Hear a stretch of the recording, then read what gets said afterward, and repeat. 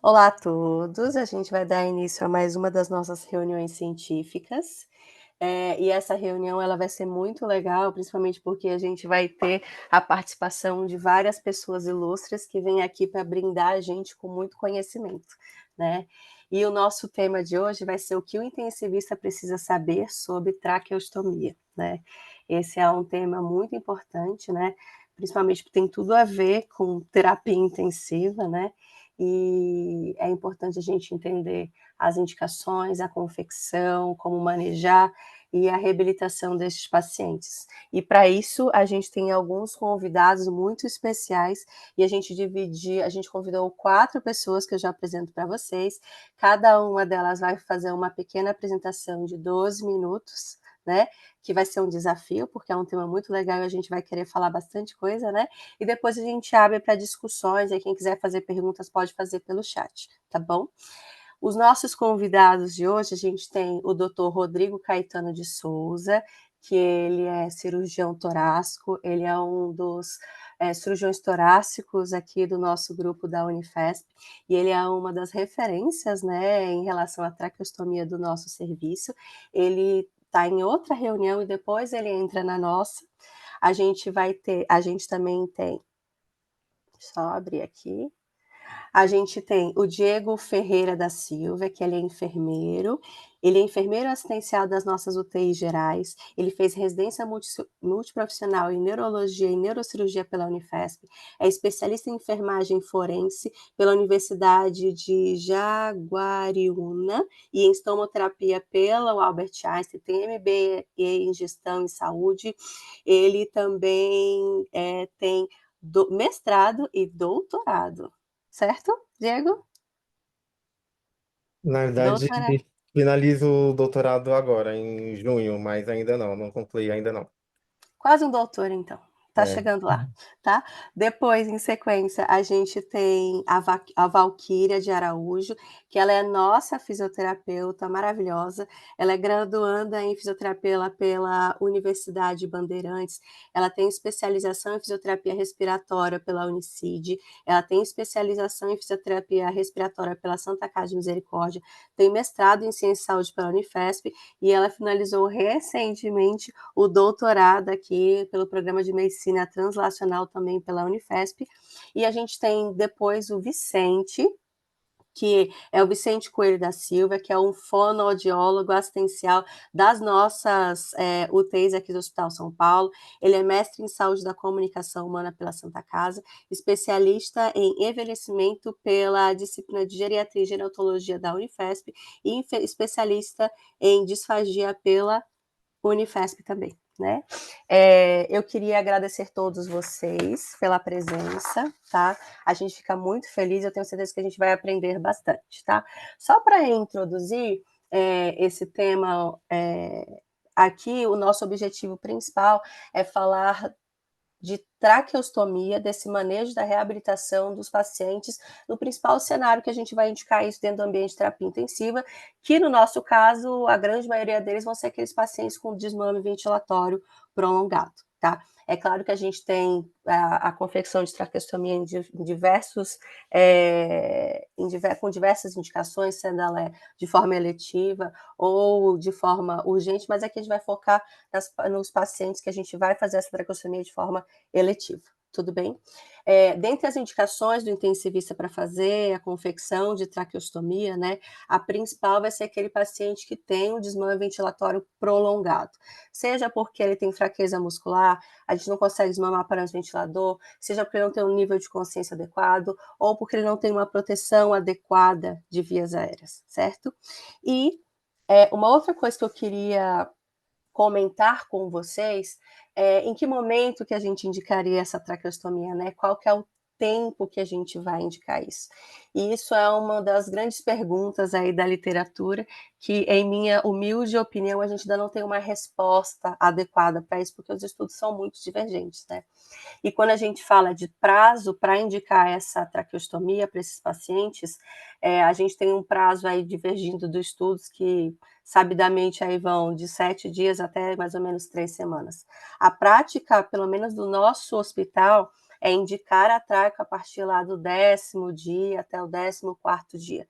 E essa confecção da traca, ela vai depender de vários fatores, né, mas geralmente a gente tem esse prazo aí, a gente indica próximo ao 14º dia para esses pacientes.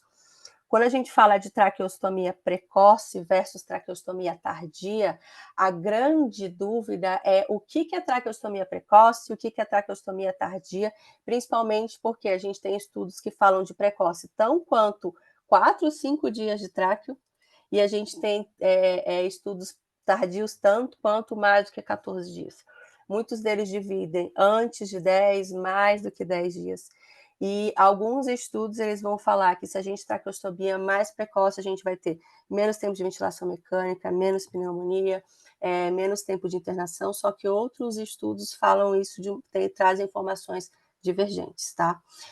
O que a gente tem também de informações importantes é que, provavelmente, se eu traqueostomizo esse paciente muito precocemente, se eu comparar com o grupo que a gente optou para o grupo de traqueostomia tardia, parte desses pacientes acabam não sendo traqueostomizados, o que nos faz inferir que se eu indico isso de uma forma muito precoce, talvez eu esteja traqueostomizando pacientes que talvez não precisassem ser traqueostomizados. E dentro de todas as possibilidades, talvez uma traqueostomia mais precoce, ou seja, talvez menos do que 10, menos do que 7 dias, faça sentido, principalmente naqueles pacientes em que sabidamente vão ter um tempo de ventilação prolongada. E aqui a gente está falando de pacientes com trauma raquimedular alto, nível C3, C5, pacientes com esclerose lateral amiotrófica bulbar, pacientes com encefalopatia hipóxica. Esses a gente tem com certeza absoluta que provavelmente vão se beneficiar de ser traqueostomizado precocemente. Os outros, existem interrogações e cada serviço vai adaptando conforme caso a caso. Tudo bem? Então, a partir do momento em que a gente indicou essa traqueostomia, é o que a gente vai discutir agora. E a primeira pessoa que vai falar com a gente é o Diego. Obrigada. Quer compartilhar o seu, Diego? Eu não estou conseguindo te ouvir. Sim, eu já vou compartilhar, tá bom? Tudo bem.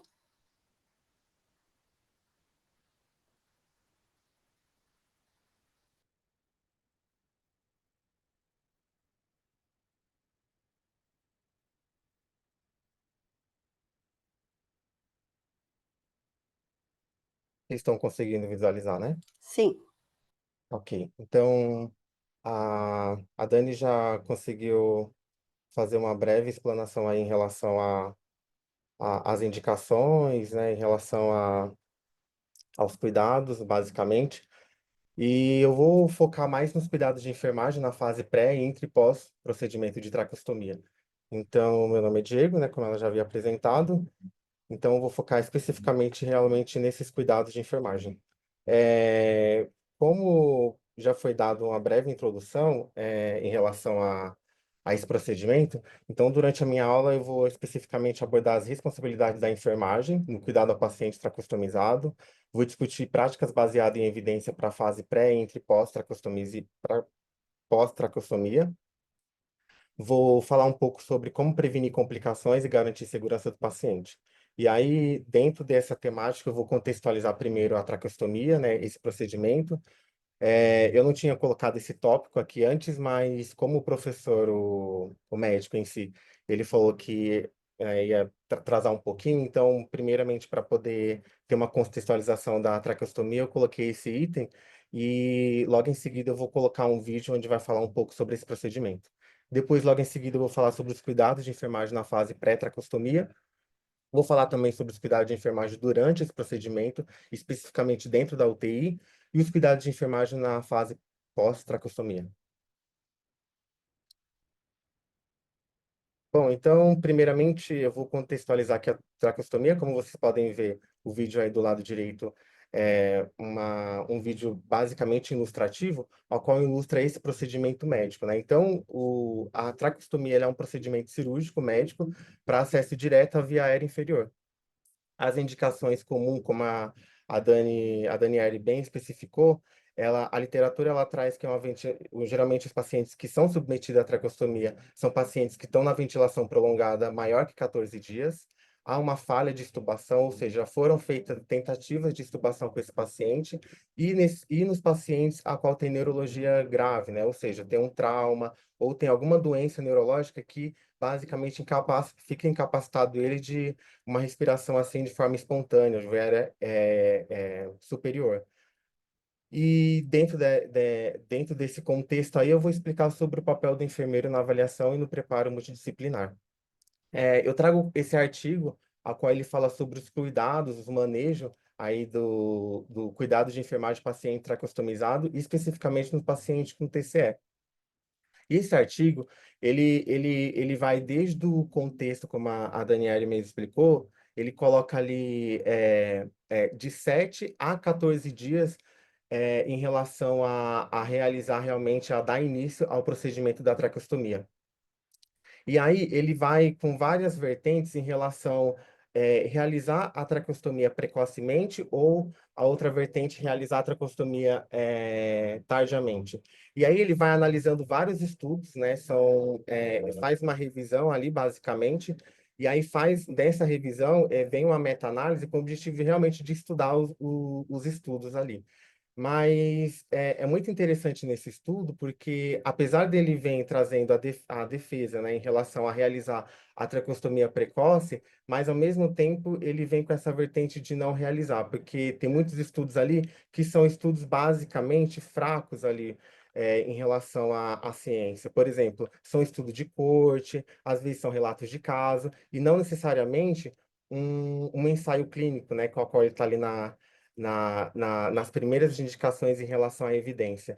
Então, são várias vertentes a qual tem tanto um lado positivo como um lado negativo. E aí, esse artigo, ele termina realmente que é preciso mais se aprofundar nesses estudos, preciso mais estudos em relação a, ao prolongamento ou em relação a fazer a traqueostomia precoce, mas ele defende aí em relação aos estudos no sentido de realizar estudos com ensaios clínicos. Bom, em relação aos cuidados de enfermagem na fase pré-tracostomia, eu basicamente peguei o nosso protocolo de TI, a gente tem o nosso protocolo ali em relação, voltado para uma equipe multi em relação aos cuidados. Então, em relação aos cuidados de enfermagem, o que deve ser feito na fase pré-tracostomia? Deve preparar o material, isso envolve luvas, cânulas diferentes, e aí envolve cânulas diferentes, tanto de diversos calibres. Você deve colocar, deve separar tanto uma cânula ali menor quanto uma maior, ou seja, isso tudo depende da cânula que ele está atualmente. Deve preparar os fixadores, né, em relação aos fixadores em relação da tráqueo, bisturi elétrico, seringas e etc. Geralmente a gente ali tem um protocolo a qual vem especificando todo o material necessário para você deixar ali preparado para o médico no outro dia realizar a traqueostomia, ou até mesmo no mesmo dia, né? Geralmente esses procedimentos eles são agendados um dia anterior, a qual é necessário um preparo aí tanto do paciente como da equipe em relação a esse procedimento. Deve ter o cuidado em revisar exames laboratoriais, isso vai desde o hemograma, plaquetas, coagulograma e até mesmo função renal.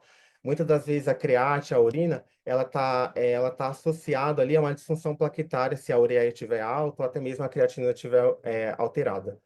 O jejum e suspensão da anticoagulação. Então, um dia anterior, o médico vai lá, vai colocar como esse cuidado em relação ao jejum, né? O jejum realmente deve ser feito de 4 horas, isso é o que está especificado no nosso protocolo. E a literatura ela diverge desde 4 horas até mesmo 12 horas, mas deve ter esse cuidado em relação ao jejum, com o objetivo realmente de prevenir broncoaspiração, né, em relação a esse paciente aí, que muitas das vezes ele estava recebendo uma dieta por sonda interal anteriormente. Deve pausar a anticoagulação, né, com o objetivo realmente de evitar sangramento durante o procedimento, e deve também ter o consentimento assinado pela família ou até mesmo pelo próprio paciente, se ele estiver ali consciente, né?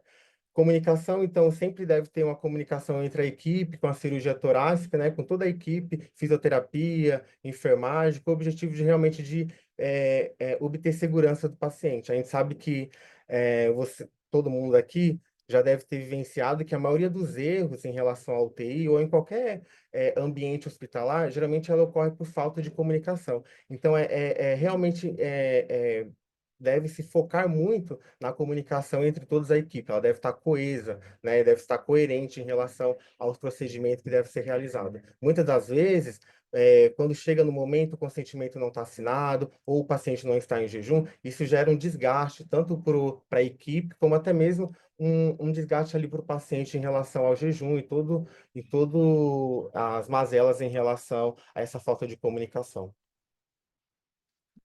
Os cuidados de enfermagem na fase durante ou intra-traqueostomia, então, deve ter a participação ativa, né, em relação no suporte à equipe médica, ou seja, a enfermagem ela deve dar todo o suporte à equipe médica no sentido de separar o material, administração de sedativos conforme a prescrição médica, monitorização contínua de sinais vitais, ou seja, o paciente durante esse procedimento deve estar monitorizado, e não esquecer também de garantir um ambiente seguro e controle de infecção. De que forma?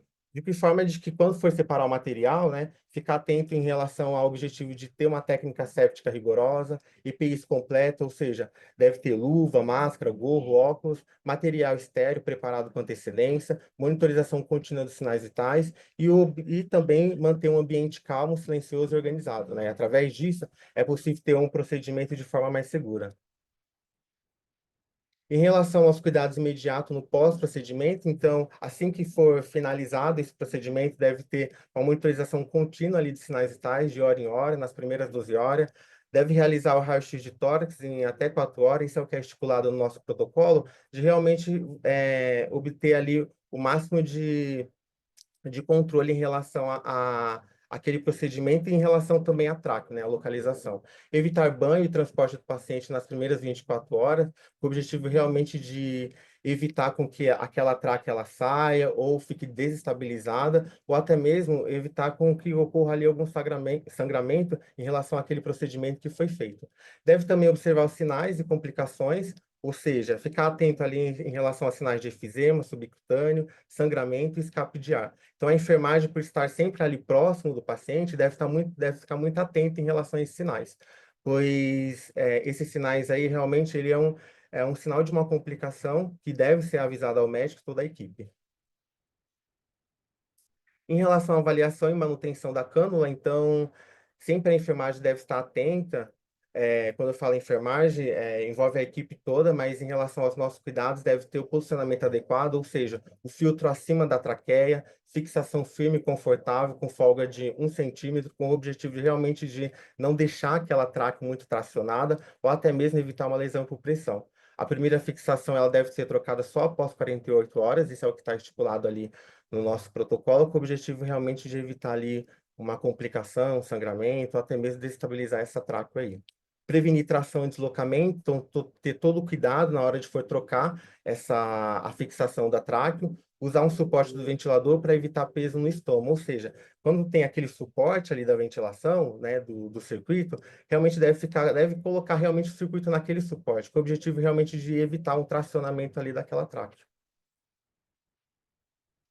Em relação à higiene curativa, então, o nosso protocolo estipula que deve ser uma limpeza com soro fisiológico. Essa limpeza deve ser realizada 3 vezes ao dia. Deve sempre ficar atento aos sinais flogísticos, como dor, em relação ali a ter um eritema, uma dermatite, com o objetivo realmente de evitar qualquer tipo de lesão ali próximo ao peristoma. Então, deve também não só olhar os sinais flogísticos, mas também avaliar a secreção.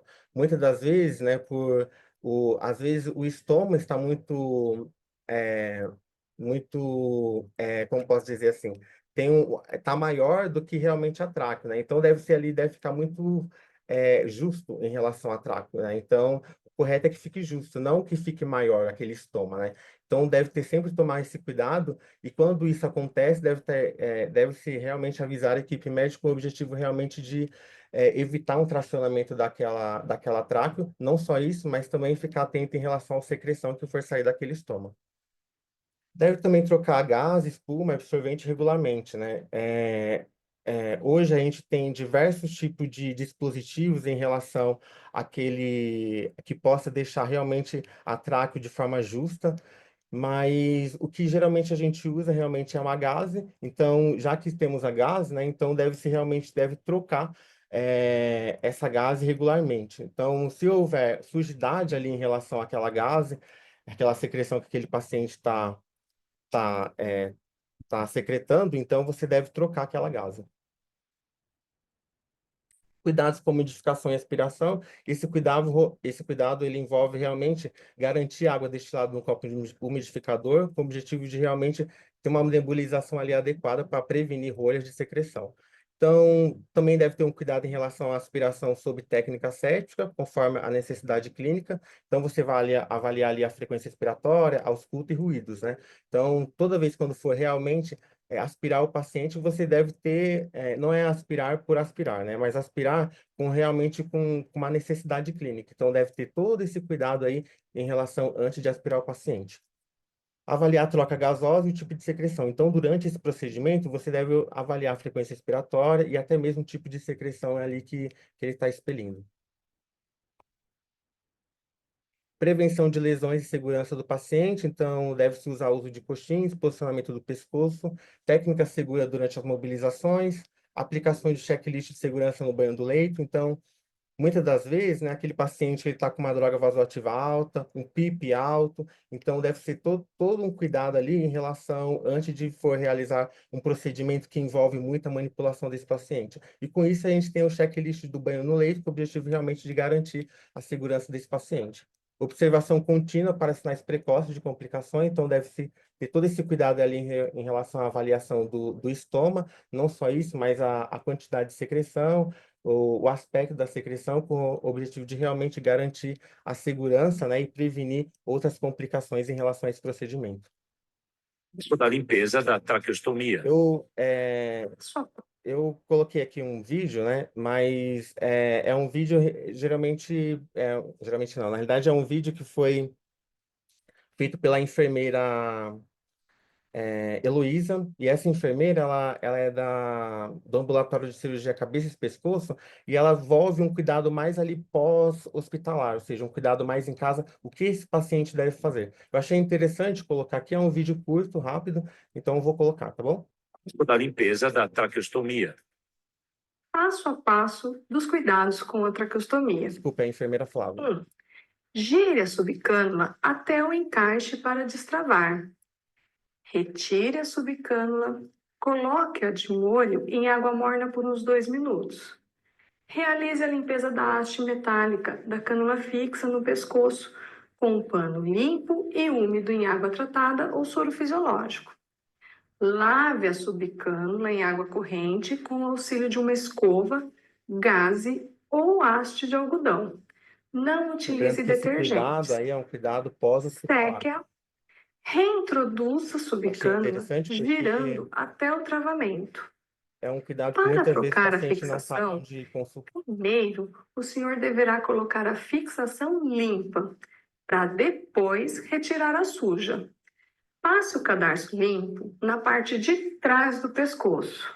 Introduza a ponta do cadarço pela parte de trás da fenda da cânula de traqueostomia, de um lado e depois do outro.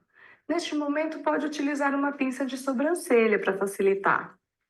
Puxe o cadarço, tracione-o para a parte de trás do pescoço, dando um laço. Lembre-se de deixar uma folga de aproximadamente um dedo.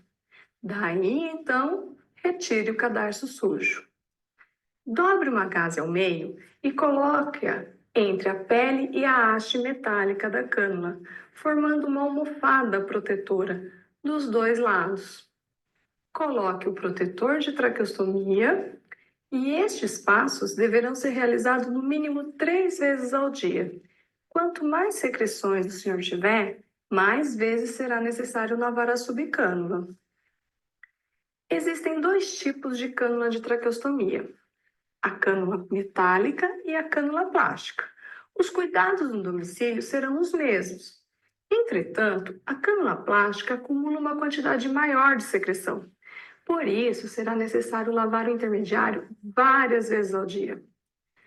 A troca da cânula metálica deverá ser realizada aproximadamente a cada 30 dias, de maneira a programar com a equipe de saúde.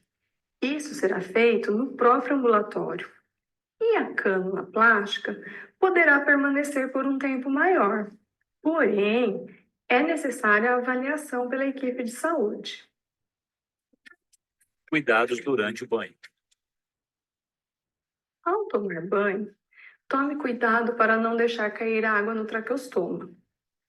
O senhor pode utilizar protetores de banho próprios, ou simplesmente proteger com a mão ou manter a cabeça baixa durante o banho para que a água desça pelos ombros. Após tossir, não deixe que as secreções fiquem acumuladas ao redor da cânula. Isso pode causar infecções e atrair insetos devido ao cheiro. É importante também utilizar sempre um protetor de traqueostomia, que poderá ser feito com um lenço ou camisetas de malha. Este protetor é necessário para evitar a entrada de poeira, folhas ou insetos, e também contra o ar frio que possa causar irritação e tosse. Obrigado. Eu achei interessante colocar esse vídeo porque realmente ele traz um cuidado pós-hospitalar, né? Então, eu sei que o foco aqui hoje é focar bem no cuidado da UTI, mas eu achei interessante porque realmente muitos pacientes eles não conseguem ter esse manejo aí da traqueostomia em casa. Então, depois eu até posso passar o link que dessa enfermeira, a enfermeira Flávia, ela, não sei se ela ainda trabalha no ambulatório da cabeça e pescoço, mas é uma enfermeira que fez esse vídeo aí. Inclusive, ele foi abordado até mesmo no curso de estomaterapia que eu fiz. Eu achei interessante compartilhar com vocês. Então é isso, obrigado. Obrigada, Diego. Eu vi que o professor Rodrigo Caetano entrou. Professor, está disponível? Você- Boa noite a Boa todos. noite. Ô, Diego, você Ah, consegue compartilhar a sua aula? Ah, eu sim, consigo. deixa Aí. eu. Foi Obrigada, descompartilhado? Diego. Foi sim. Obrigada. Aqui. Olá, professor Rodrigo Caetano. Obrigado pela presença.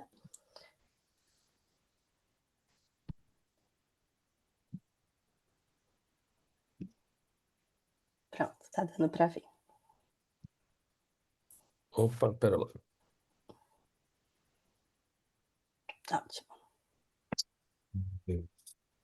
Certo. A gente já tinha apresentado todo mundo no início, tá bom? Obrigada, viu? Desculpa o atraso, pessoal. Tava numa outra reunião e a outra reunião atrasou, acabei não conseguindo entrar na hora prometida. Bom, vamos lá. É um prazer estar aqui com vocês. Vou tentar ser breve, espero não passar muito do horário, acho que o horário está bem restrito, né? Mas a gente pode discutir alguma coisinha depois. Então vamos falar, traqueostomia. A traqueostomia, o que que é a traqueostomia? É a confecção da solução de continuidade entre a traqueia e a superfície corporal.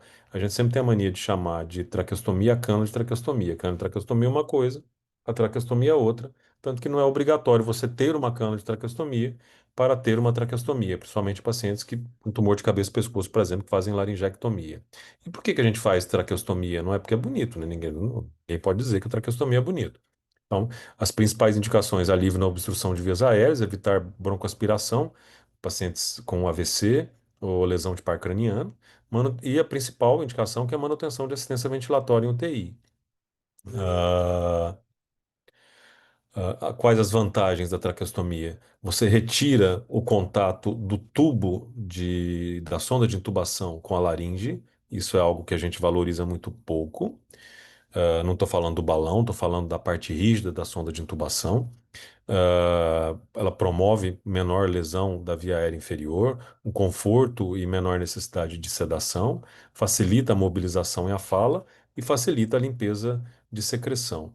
Antigamente a gente achava que a traqueostomia auxiliava na desintubação do paciente porque ela diminuía o espaço morto, mas depois se viu que isso era uma bobagem, que a traqueostomia auxilia mais, porque ela diminui o trabalho ventilatório. Quanto à indicação de traqueostomia clássica ou convencional, eh, a única coisa que a traqueostomia percutânea conseguiu provar que ela é melhor do que a traqueostomia convencional, aqui tem um esquema de uma traqueostomia convencional, é rápido, né? É esquemático, não é ao vivo, é que a traqueostomia percutânea ela infecta menos do que a traqueostomia convencional. Infecta o quê? O tecido subcutâneo. Isso é facilmente entendido porque na traqueostomia clássica você abre mais a parede da traqueia. Então aquela secreção que fica em cima do balão, na traqueostomia convencional, ela exterioriza mais. Por isso que ela infecciona mais. Então, esse é o único dado objetivo que a gente tem. De outras complicações, esse trabalho diz que uma é melhor, aquele trabalho diz que a outra é melhor, enfim. A gente está até conduzindo um trabalho, né, no IANSP, comparando a traqueostomia percutânea com a traqueostomia convencional, a traqueostomia percutânea sem broncoscopia, que é um trabalho já que eu sou cobrado há muito tempo pelo Dr. João, né, da disciplina de cirurgia torácica da Unifesp, porque até hoje eu não fiz, aí até que enfim eu resolvi fazer esse trabalho. Aqui a traqueostomia percutânea, vejam que se você faz ela adequadamente, praticamente não existe espaço entre a pele e a cânula de traqueostomia, que é algo que na traqueostomia convencional é difícil isso acontecer, isto é, na traqueostomia convencional, sempre esse espaço entre a cânula e a pele ele vai ser maior. Aqui a traqueostomia percutânea na paciente obesa, ela tinha um MC de 40, essa paciente. Estou fazendo a traqueostomia como eu faço sem broncoscopia, porque eu aprendi a fazer assim, mas eu ensino a fazer com broncoscopia, porque é mais seguro, isso aí não tem discussão, não existe discussão. A traqueostomia percutânea ela foi feita para fazer com broncoscopia, né? Eh, já vai passar o dilatador e depois passar a cânula de traqueostomia.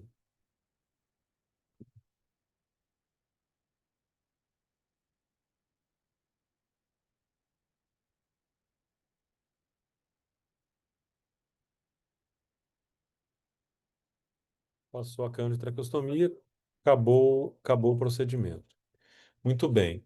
A indicação do tempo para a realização da traqueostomia, isso é uma indicação de cada instituição tem o seu protocolo, né? Isso, isso é algo óbvio.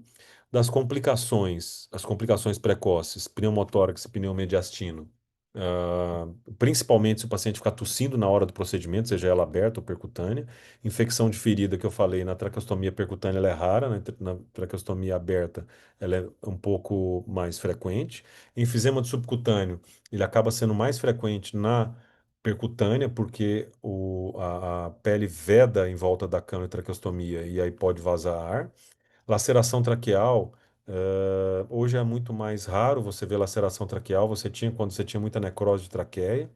Mau posicionamento de cânula é um problema agudo que acontece de forma razoavelmente frequente. E se a pessoa se ela não toma cuidado naquele pós-operatório imediato, naqueles segundos após desse mau posicionamento da cânula, o paciente pode morrer e às vezes o médico nem sabe o que está acontecendo com o paciente. Sangramento que gera sangramento pequeno que gera rolha e secreção. Eu tenho traumas desde a minha primeira traqueostomia percutânea que eu vi fazer, que eu achava que era a coisa mais absurda do mundo, que jamais se devia fazer isso, porque era uma catástrofe, isso há quase 30 anos atrás, mas aí depois, você aprendendo, você vê que foi um método realizado de forma totalmente fora de padrão, e é um problema. Obstrução de cânula, seja por rolha de sangue ou por secreção, é um problema. A gente pode discutir também. Parada cardiorrespiratória, que normalmente vai vir por mau posicionamento ou por rolha. E algo extremamente importante, pouco valorizado, que é a perda da cânula no pós-operatório, principalmente nos primeiros dias, principalmente nos 3 primeiros dias. Porque o cadarço não fica fixado de forma adequada, porque é obrigatório você fixar com o cadarço. Você não deve fixar a cânula nos primeiros dias com o Traquefix, porque o Traquefix é mole. Você vai dar banho nesse paciente à noite, de madrugada, 3 horas da manhã, e vai afrouxar essa cânula com o Traquefix e vai perder a cânula. E isso acontece de forma não rara, e isso leva a evento adverso grave, todo mundo sabe disso. Isso tem que ser valorizado. A folga no cadarço é de um dedo. é de um dedo de folga no cadarço, não mais do que isso. E aqui o exemplo de um paciente de uma traqueostomia aberta que eu fui chamado desse trabalho mesmo, ó, já contou menos ponto para a traqueostomia aberta, que é o colega que realiza. Lá eu realizo as percutâneas, o colega a traqueostomia aberta. Primeiro PO, ele colocou sem cadarço, ele colocou com traquefix. E a, e a paciente recebeu heparina, Clexane no mesmo dia do procedimento. O que que aconteceu com o paciente? Sangrou.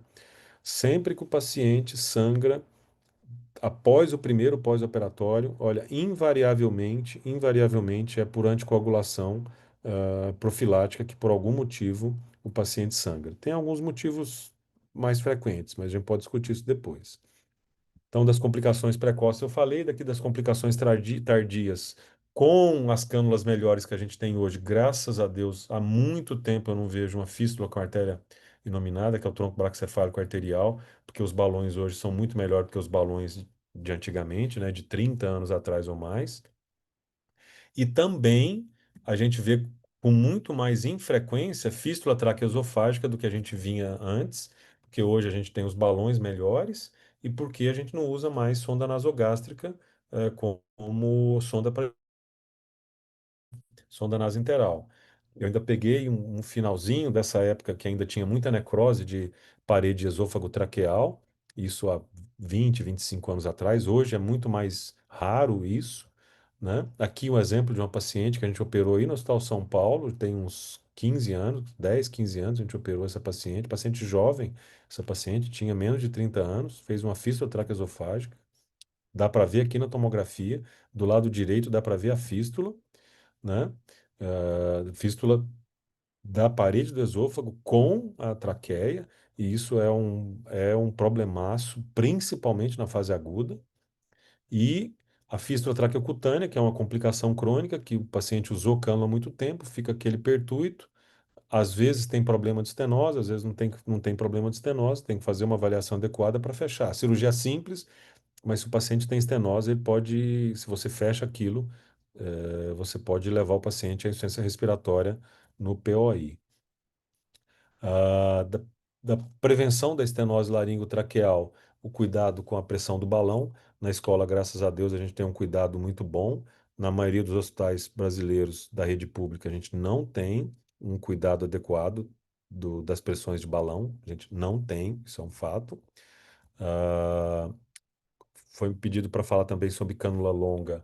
As cânulas longas que a gente tem no mercado, a gente tem, que eu conheço, a gente tem 4 marcas mais que eu sei que tem, né? 4 marcas ajustáveis. Essa cânula da BCI, não gosto dessa cânula. Ela solta a fixação, ela é curta, ela desloca muito facilmente. Não gosto dessa, dessa marca como uma cânula longa. Ela não é tão longa, o balão é ruim, ela desloca fácil, não gosto. A cânula Primed da Priflex é uma cânula ótima, excelente, problema, cara demais, e enfim. A Vario da Trackway é ótima cânula, só tem um problema, ela arrebenta essa fixação aqui com uma razoável frequência. O cadarço, a fixação corta isso aqui, e aí a cânula, enfim, você perde a fixação, tem que acabar trocando correndo, mas ela não desloca essa fixação aqui, que ela tem um duplo travamento, a melhor fixação que tem.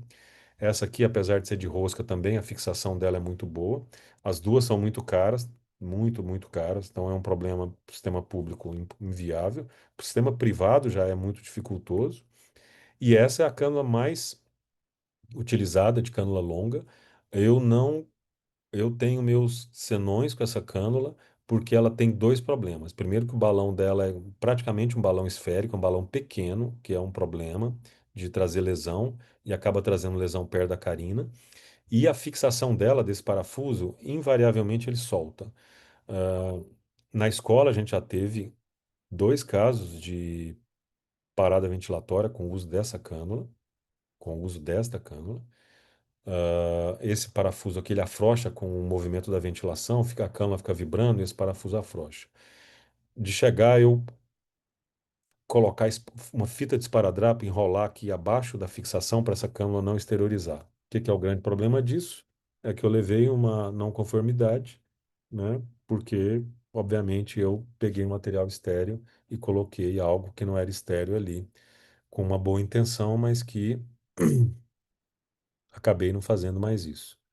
Enfim, as pessoas da escola com quem eu aprendi as coisas que eu sei, alguns não estão mais aqui com a gente, outros não estão mais na escola, mas a escola é um grande aprendizado. Eu estou aqui com vocês para a gente poder aprender. Muito obrigado pela oportunidade. Obrigada, professor. Eu vou chamar a Val, então, para falar um pouquinho sobre a parte da fisioterapia e depois a gente tem o Vicente, que vai falar um pouquinho da parte da fono. Val, tá aí? Ok, estou aqui. Tá ótimo, então pode compartilhar. Vocês conseguem ver minha tela? Ainda não tá aparecendo seus slides, não. Vou voltar. Apareceu, Dani? Apareceu, só falta Só compartilhar. colocar no modo de Isso. apresentação. Agora já. Uhum. Ok.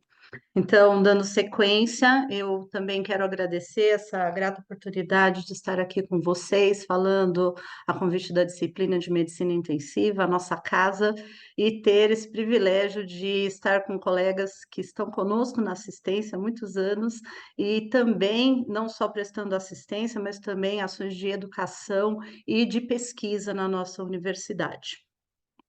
Pensando na traqueostomia como a doença crítica, o estado crítico que o paciente se encontra na UTI, as nossas decisões, elas são muito impactantes e elas rompem as fronteiras da internação e elas vão além. E a decisão da traqueostomia, falar de traqueostomia, envolve um ciclo que realmente não se encerra na UTI, e é muito importante esse momento da decisão, como a Dani já colocou no começo, em que nós vamos pensar no paciente, na sua qualidade de vida, pensar no desmame e tentar ver se esse paciente vai se beneficiar de tudo que a traqueostomia pode trazer para ele. Mas não podemos esquecer que, como a professora Flávia sempre fala conosco, todos os dias não existe almoço grátis. Tudo que nós decidimos traz impacto. E nós precisamos ter muita sabedoria nessas indicações, nesse manejo, nesse cuidado com o paciente. Então, já foi bastante falado aqui dos benefícios, eu gostaria de ressaltar a facilitação do desmame ventilatório, a redução do trabalho respiratório quando nós traqueostomizamos os pacientes. É possível que, por conta do conforto, com a presença da cânula de traqueostomia, os pacientes fiquem com doses menores de sedação, que nos possibilita nos comunicar melhor com eles, e pela capacidade mais segura de mobilizar os pacientes, nós temos um incremento muito importante no processo de reabilitação. Estando traqueostomizado, nós temos uma facilitação da higiene brônquica e também um grande benefício que é a fonação e a alimentação e os cuidados também de higiene da cavidade oral, porque aí nós não temos mais a presença da cânula de intubação. Pensando então no nosso paciente traqueostomizado, né? Chegamos num cenário, a primeira coisa que nós fazemos na UTI diariamente é avaliar esse paciente. E tendo então, contando com esse benefício de estar traqueostomizado, nós temos esse paciente capaz de se comunicar conosco. Nós podemos ter mais colaboração, nós podemos explanar melhor o nosso plano terapêutico e esse paciente, estando consciente do que está acontecendo com ele, nós também podemos indagar se a analgesia está suficiente, o que ele está sentindo, como nós podemos cuidar melhor dele, trazendo o paciente como um protagonista do cuidado. E com isso, ele estando mais sereno, estando consciente do que está acontecendo, nós temos mais segurança no nosso cuidado. Como o professor Caetano já falou, e também o Diego, é fundamental o posicionamento do circuito, isso já desde a intubação. O cuidado com a traqueia, ele se faz desde o momento da intubação. Então, nós temos que vigiar constantemente, olhar o layout daquele leito, pensar onde está posicionada a cama, os monitores, os equipamentos. Nós temos diversos procedimentos que são realizados na UTI, inclusive de equipes externas, mudanças de decúbito, banho, os atendimentos de fisioterapia, de fono, todas as intervenções que se fazem necessárias. Então, para cada intervenção, nós precisamos ver onde está o circuito, aonde foi parar o circuito.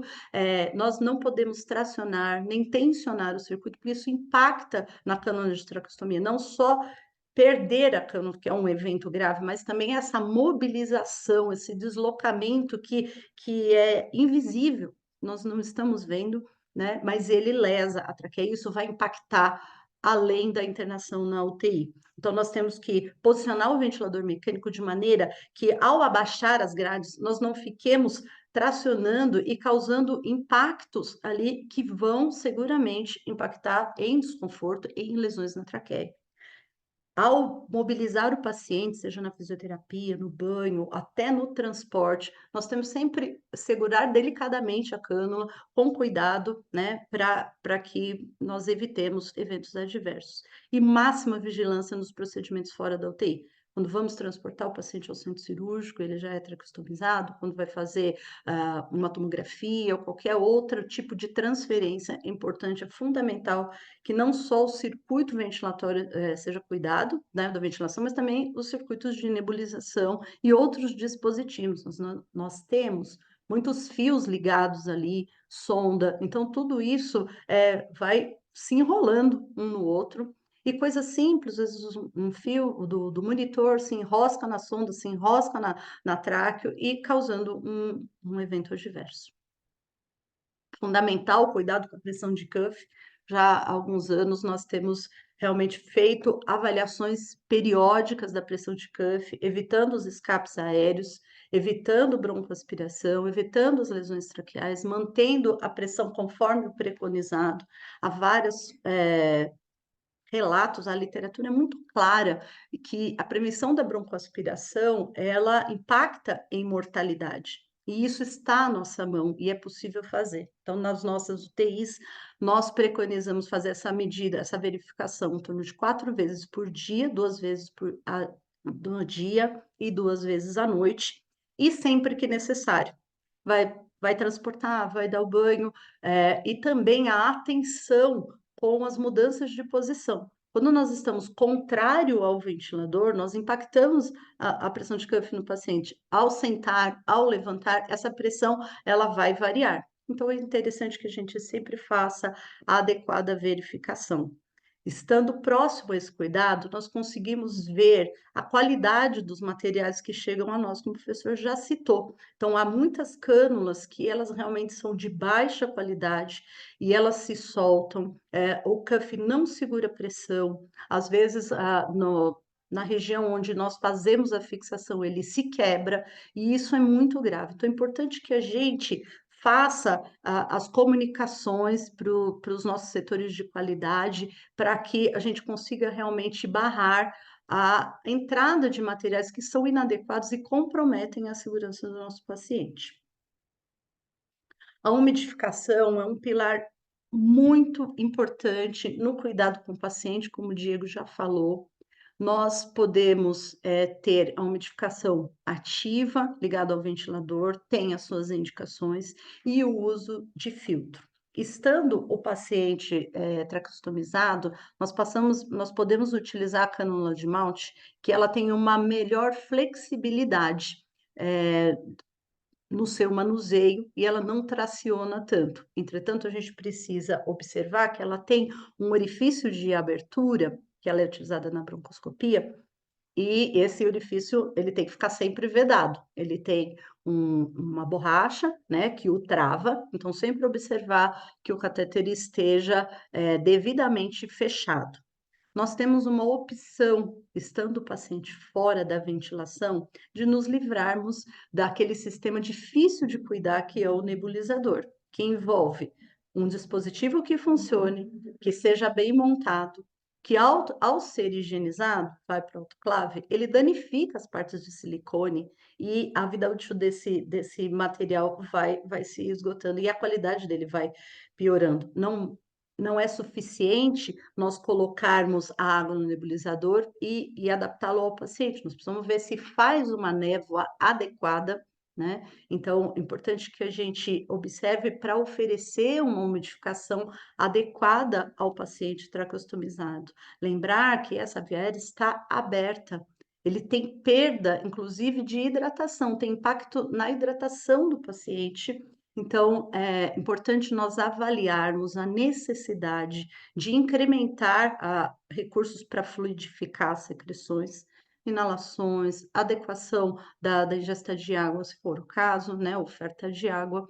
E também temos aí esse dispositivo, filtro, né, chamado comercialmente Stark Vent, que ele faz a função do nariz, então ele umidifica, ele aquece e purifica o ar, pode ser colocado na traqueostomia, ele é excelente para as mobilizações, né? Alguns pacientes se dão muito bem. Quando não tem curativos de cervicotomia, alguns pacientes que não precisam ficar com aqueles grandes curativos a vácuo, em geral os pacientes sentem bastante conforto, porque é um dispositivo leve que traciona pouco a cânula e pode ser também adicionado o oxigênio se necessário. Aspirações de secreção, já foi falado, é fundamental que a gente avalie sempre que necessário fazer a aspiração com a técnica adequada, a escolha adequada da sonda de aspiração, também observando a qualidade do material para que não cause lesões. Nós vamos simplesmente remover a secreção, não é para fazer biópsia da traqueia. Então nós precisamos ter assim bastante zelo com isso, porque é um procedimento que sistematicamente nós vamos fazer ao longo do dia. E monitorar esse aspecto e quantidade de secreção, o número de aspirações. É interessante que a equipe registre isso para nós podermos saber da melhora, da piora do paciente, porque vai chegar um ponto em que nós precisamos pensar na alta do paciente.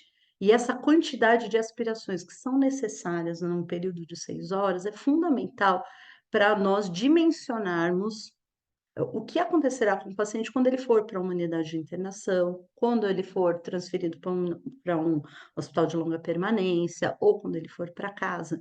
Então, muitas vezes na unidade de internação, outros setores não têm a quantidade de profissionais 24 horas pronto para prestar esse cuidado do doente crítico. Então, nós precisamos observar e intervir nessa questão das secreções. E também com muito zelo, com muito cuidado, porque a obstrução, ela pode ser fatal, como já foi falado aqui.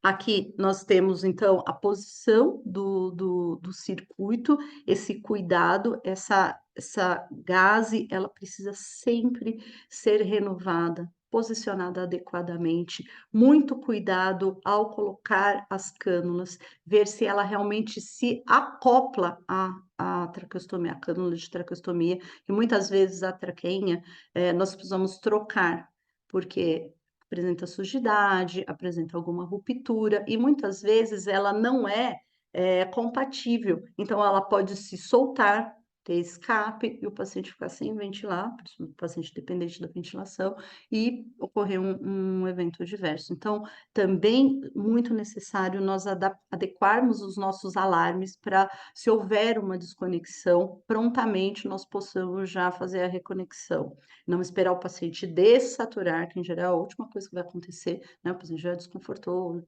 depois ele vai dessaturar. Então, nós temos que ter muita vigilância nisso.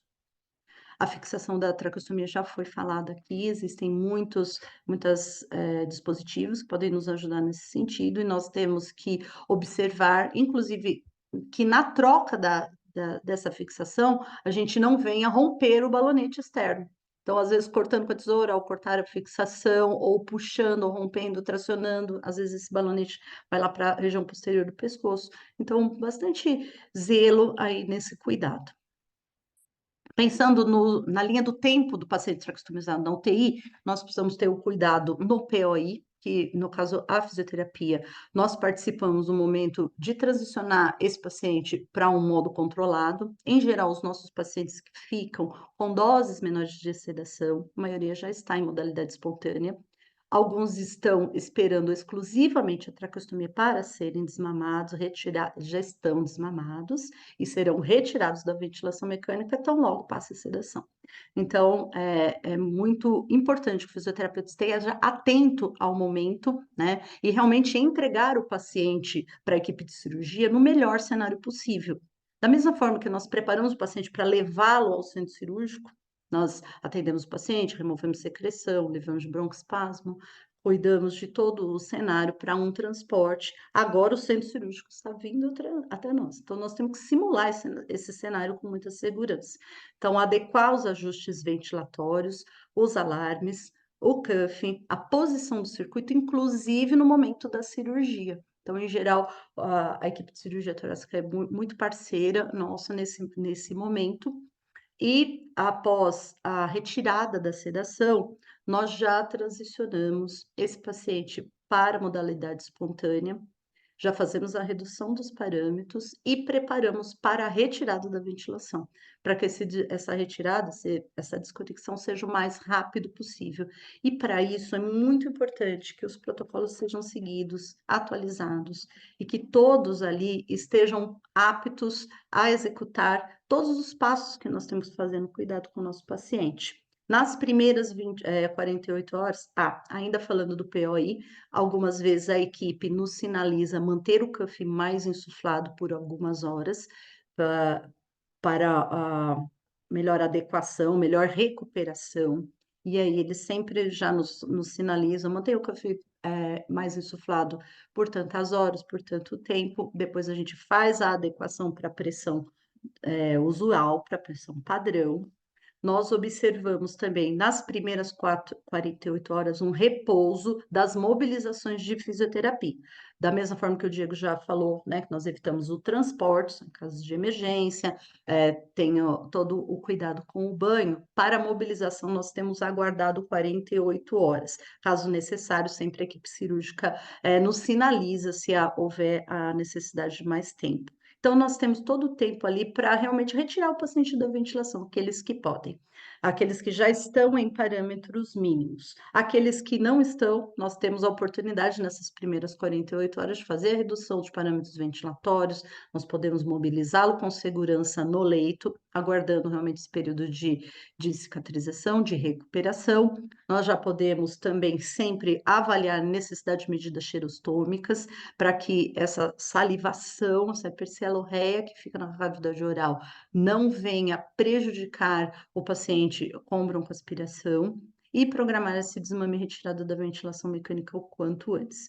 Quando nós passamos dessas primeiras 48, 72 horas, nós precisamos ter muita vigilância também, pois é o momento que o paciente sai do leito, ele senta à beira do leito, então sempre é necessário que nos nossos atendimentos de físio, outras mobilizações, em outras intervenções, sempre o circuito esteja bem posicionado, seja de ventilação ou de nebulização, que muitas vezes a própria traqueia da nebulização precisa ser longa para poder acessar a rede de gases, então às vezes a gente vai fazendo emendas até que esse circuito chegue, então ultrapassa ali 2 metros de comprimento, e isso pesa para o paciente. Então é necessário que o colar de traqueostomia, a máscarazinha, esteja bem acoplada ao paciente, sem puxar, sem que o paciente seja puxado pelo circuito e esse circuito caia para fora da cama. Então, uma vigilância máxima de todos os profissionais que ali estão,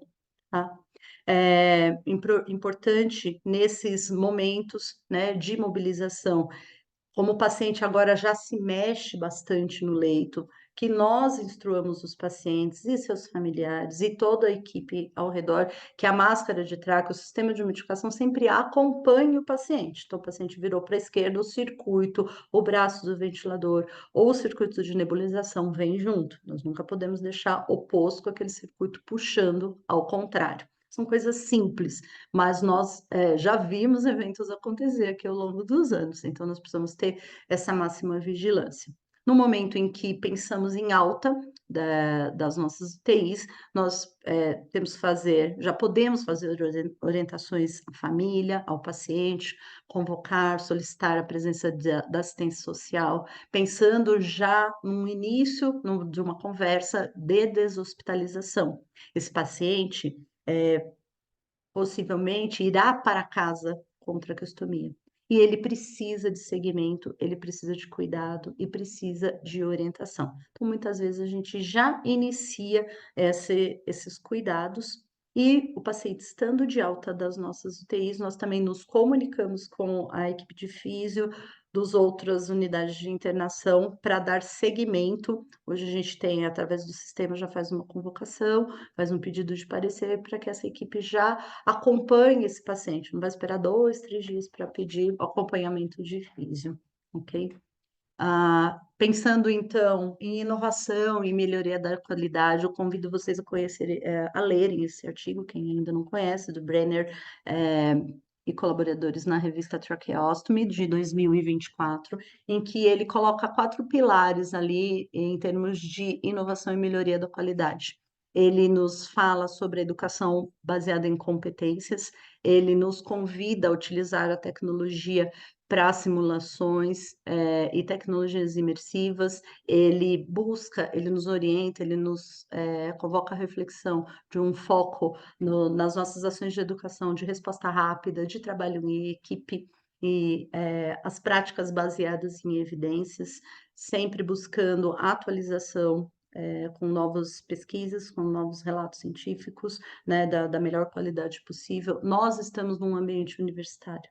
Nós precisamos estudar os nossos processos. Então, nós percebemos que existe uma escassez de estudos relacionados à assistência,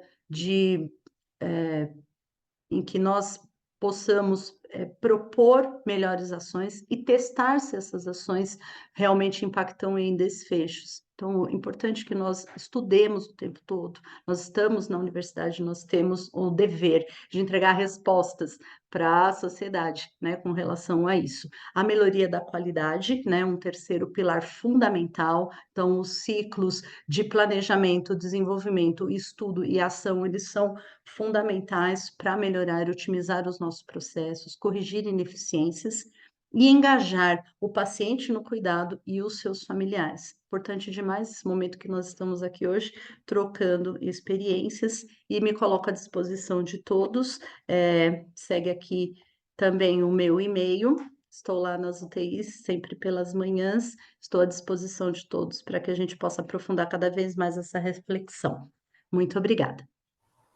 Obrigada, Val. Vicente, está aí? Sim, estamos aqui. Pode compartilhar a sua. Vamos lá. Parabéns, Val. Boa noite a todos. Eu sou Vicente, sou fonoaudiólogo. Vamos lá. Vamos falar aqui o olhar da fonoaudiologia, o que o intensivista precisa saber sobre pacientes traqueostomizados.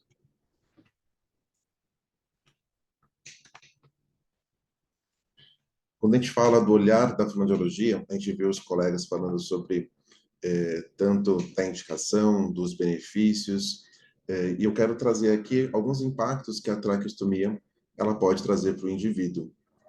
São 2 pilares maiores aí, que é tanto impacto na deglutição e impacto na comunicação.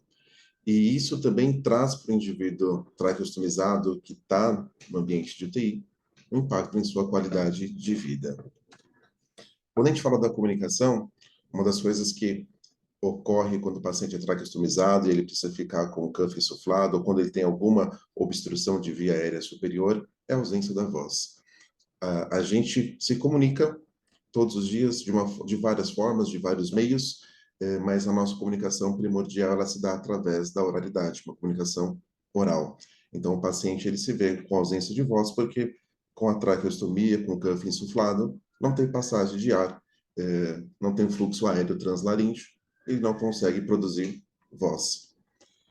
Logo, temos essa ausência de comunicação oral, e há um predomínio aí de linguagem gestual, um predomínio de coarticulação, e a comunicação ela vai se dar de uma forma mais simples, onde vão ser respostas positivas, negativas, um aperto de mão, um piscar de olhos.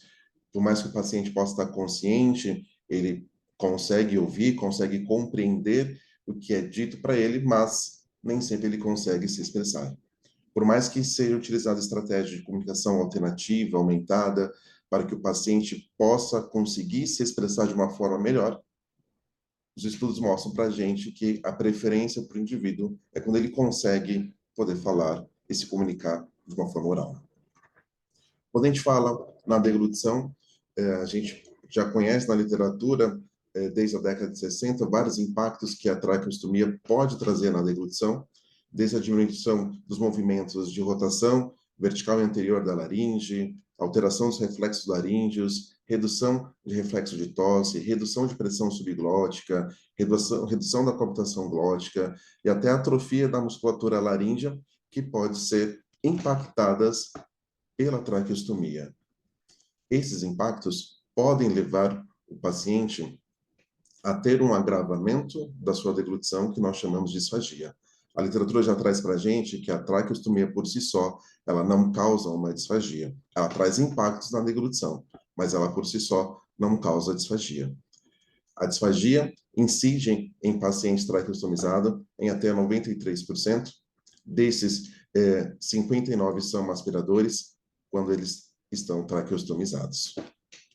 Quando a gente fala da disfagia, a disfagia, que é a dificuldade de engolir, ela pode, muitas das vezes, o paciente traqueostomizado que está na UTI, ser prévia à traqueostomia, que pode ser por conta do tempo prolongado de intubação, uma disfagia pós-intubação, porque muitos desses pacientes foram extubados e precisaram ser novamente intubados. Então, o ato de intubação pode trazer um comprometimento da deglutição, pode ser por uma lesão laríngea, pode ser por manipulações cirúrgicas em regiões de cabeça e pescoço, que pode ser causa dessa disfagia, que era antes da traqueostomia. E até disfagias prévias à intubação, pacientes que já tinham uma disfagia pré-existente, paciente com AVC, paciente que tem uma síndrome demencial, paciente que tem comprometimentos pulmonares, pneumopatas, paciente que tem uma DPOC, que também traz condições de alterações da deglutição. Então, a gente precisa ter esse entendimento que a gente vai lidar com o paciente que ele é traqueostomizado, ele pode ter uma disfagia prévia à traqueostomia, mas como a traqueostomia ela traz impactos à deglutição, um paciente disfágico, a traqueostomia pode agravar essa disfagia. E essas alterações, esses impactos da comunicação e da deglutição, trazem aos nossos pacientes traqueostomizados nas UTIs aspectos angustiantes e que pode aumentar emoções negativas, tais como ansiedade, depressão, medo, impotência, alterações cognitivas, que pode desenvolver um delírio e, com isso tudo, reduzir a sua qualidade de vida. Portanto, o reinício da comunicação oral e ou a ingestão oral são marcos importantes na recuperação dos pacientes traqueostomizados, que melhora o bem-estar psicológico, funcional e cognitivo. E temos a compreensão que a reabilitação, no contexto geral do paciente traqueostomizado em ambiente de UTI, tem que ser precoce. Quanto mais cedo iniciarmos essa reabilitação, melhores são os desfechos, menores são os impactos funcionais, psicológicos e cognitivos. E como que nós fazemos isso? Como a fonoaudiologia, ela faz e avalia o paciente traqueostomizado? Que avaliar a capacidade de comunicação oral e a deglutição são fenômenos sensórios motores complexos que envolvem estruturas, sejam elas anatômicas, musculares e pneumáticas, que são coordenadas aí pelo tronco encefálico, pelo tronco cerebral, região cortical, subcortical e cerebelo, mas a comunicação e a deglutição dividem as mesmas estruturas anatômicas, musculares e pneumáticas, e o que difere tanto da fonação quanto da deglutição é a função.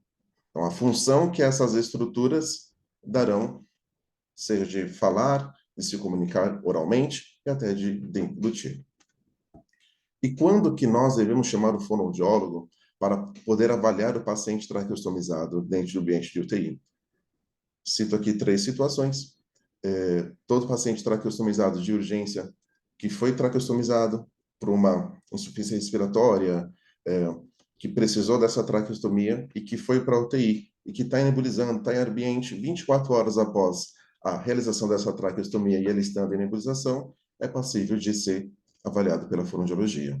Pacientes que são dependentes de ventilação mecânica, pacientes que são dependentes de ventilação mecânica que estejam em desmame difícil, prolongado, individualizado, que tenham nível de consciência, que tenham parâmetros da FiO2 menor ou igual do que 50%, uma PIP menor ou igual do que 10 e o pico de pressão inspiratória menor do que 40, porque são parâmetros que pode ser avaliado e ser indicado uma adaptação de válvula de fala na ventilação mecânica.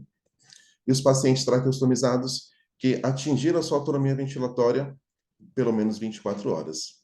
Aqui tem um porém que eu quero trazer para vocês, que muitas vezes o paciente é traqueostomizado, a equipe de físico está trabalhando com esse paciente, e ao ser realizada a traqueostomia, a equipe da física já consegue ter uma dinâmica e um parâmetro e um feeling de dizer quanto tempo esse paciente vai nebulizar.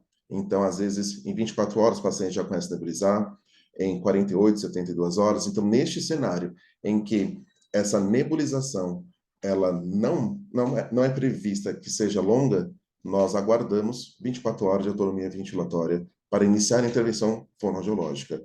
Quando se pensa que o paciente vai levar mais tempo para esse desmame, e se ele tiver nível de consciência, podemos pensar em chamar a fonoaudiologia para avaliar esse paciente e começar uma reabilitação precoce. É importante que a gente saiba esses fatores de tempo de intubação, se houve, quantidade de intubações, se a intubação que esse paciente foi submetido previamente, se ele foi intubado previamente, se houve uma via aérea difícil, porque isso pode lesionar e pode trazer complicadores à nossa reabilitação. Saber se esse paciente está nebulizando continuamente, precisa de O2, é dependente total ou parcial de ventilação mecânica, como é o aspecto da sua secreção. Isso é importante que a gente saiba, porque ao saber esses fatores, vão contribuir para o nosso olhar, para a nossa habilitação, reabilitação desse paciente traqueostomizado. Quando a gente chega para avaliar o paciente, a gente faz inicialmente uma avaliação estrutural nesse paciente e até um teste indireto de deglutição. Geralmente o paciente está com o canto insuflado, a gente vê se ele tem nível de atenção, se ele tem macelorreia, se a gente avalia lábio, língua, bochecha, que é uma avaliação de estrutura, ver sensibilidade, ver força, ver tônus, ver se esse paciente tem capacidade de engolir a própria saliva. Isso sem manipular o cuff. Muitas das vezes, a gente interrompe nossa avaliação neste cenário e a gente já começa a fazer a terapia já no dia da avaliação. Às vezes, eu não vou adiante na avaliação, porque às vezes o paciente está lá com muita saliva extasiada, o paciente não tem nenhuma deglutição presente, não tem mobilidade de lábio, de língua, logo eu sei que ao manipular este cuff, eu vou estar submetendo esse paciente a macroaspirações, isso pode levar a desconforto, e eu tenho que preparar, trabalhar melhor essas estruturas para que eu possa intervir neste doente. Quando o paciente tem condição de seguir adiante, nós vamos manipular o cuff e vamos ver a tolerância da manipulação do cuff desse paciente, se ele tolerará ou não. Veremos se ele tem permeabilidade de via aérea superior, se ele vai ter tolerância à oclusão, seja ela digital de uma forma intermitente, com o uso de uma válvula de fala, com oclusão através de um êmbolo de seringa, para que a gente possa fazer uma avaliação vocal, avaliar a voz deste indivíduo. A avaliação vocal é tão importante porque há uma relação direta da qualidade vocal e comprometimento dessa deglutição. Então, se possível, manipular o cuff até tentar avaliar a qualidade vocal desse indivíduo. A gente vê a frequência de deglutição salivar desse indivíduo, se ele é capaz de coordenar o ato de fonar, o ato de engolir e o ato de respirar ao mesmo tempo, porque muitos dos pacientes são incoordenados. Se eles têm capacidade de limpeza das vias aéreas superiores, para que somente após esse passo a passo, a gente chegar numa tomada de decisão se será possível ou não avaliar clinicamente como alimento esse paciente. É importante trazer esse passo a passo, porque muitas das vezes, quando o paciente traqueostomizado, que passou por um longo tempo de intubação, passou por um longo tempo de sedação, levou um certo tempo para começar a desmamar do ventilador, e quando a gente vai avaliar, muitas alterações, tanto de anatomia, de musculatura e da questão respiratória, a gente vai encontrar. Então, não necessariamente no primeiro atendimento, na primeira avaliação, nós iremos testar alimento. Muitas das vezes, nesse paciente mais crítico, nós levaremos dias para a gente testar alimentação com esse paciente. A gente vai fazer isso sempre no cenário mais controlado e no cenário mais seguro. Então, alguns casos, poucos casos, a gente consegue ofertar alimento no primeiro atendimento, porque às vezes o paciente não tem nenhum comprometimento e ele está bem.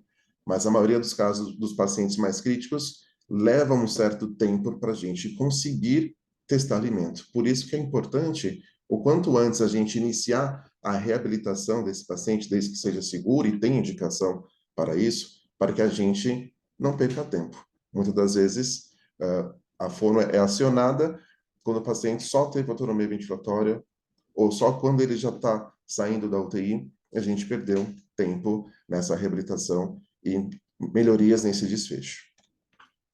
Quando a gente faz a avaliação funcional da deglutição, a gente testa múltiplas consistências, pastoso homogêneo, líquido fino, semissólido, sólido, de acordo com aquilo que o paciente tem capacidade e segurança.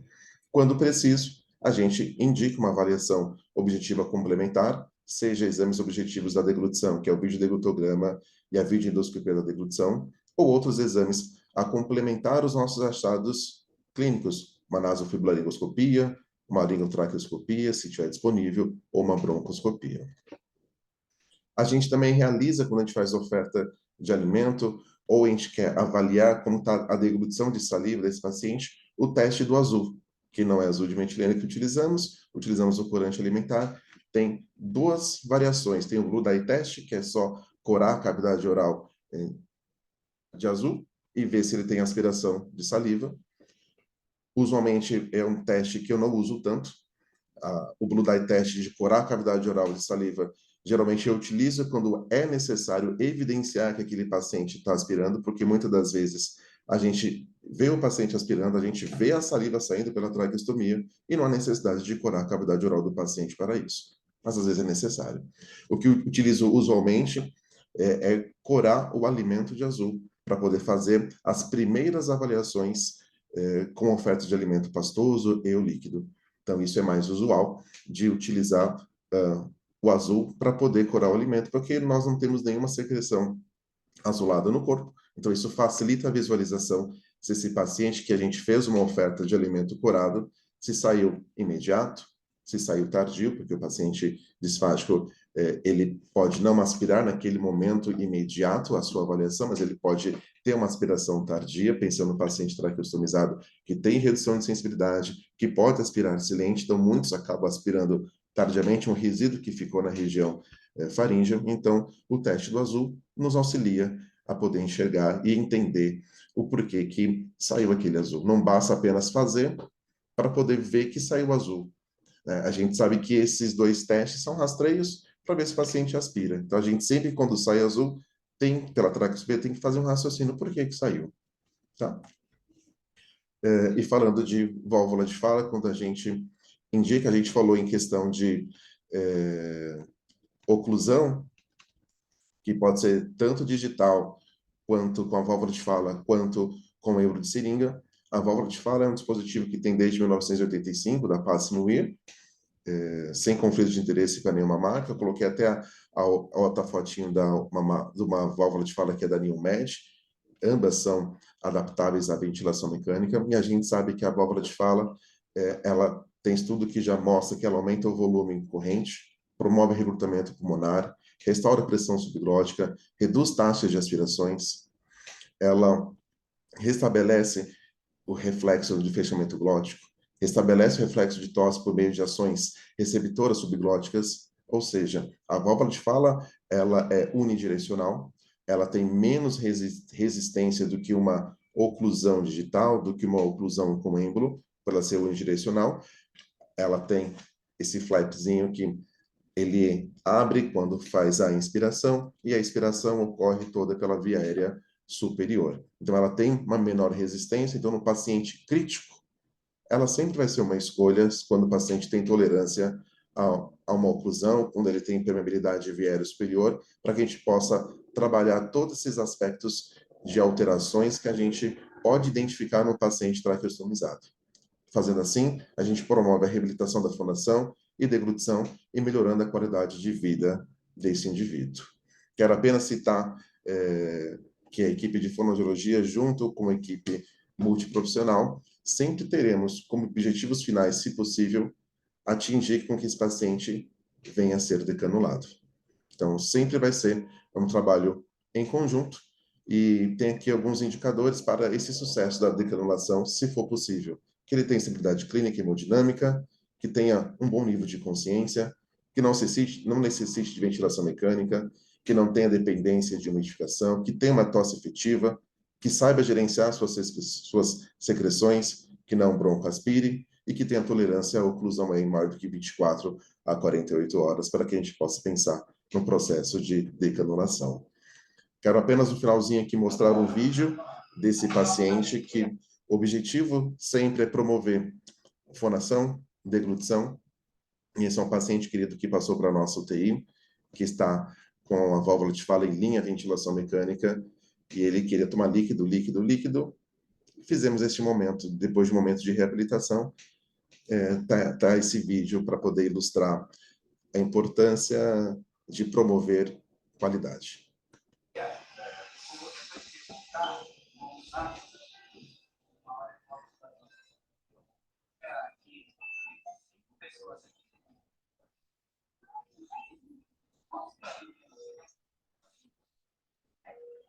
Muito bom. Fala, oi. Opa. Oi.